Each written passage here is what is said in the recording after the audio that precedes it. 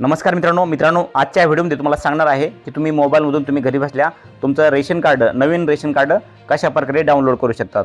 तर या ठिकाणी पहा, बऱ्याच लाभार्थ्यांना माहिती नाही आहे की 1 एप्रिल 2026 पासून आता जे मोबाईलमध्ये आपण डाउनलोड रेशन कार्ड करणार आहोत तेच चौकट चालणार आहे। सरकारी योजनेसाठी तीच वापरता येणार आहे। सरकारी कामासाठी तुम्हाला ऑनलाईन रेशन कार्ड वापरता येणार आहे। रेशनच्या दुकानामध्ये पण तुम्हाला हे ऑनलाईन रेशन कार्डचं वापरता येणार आहे। तुम्हाला ह्या ऑनलाईन रेशन कार्डला आता या इथे मान्यता देण्यात आलेली आहे।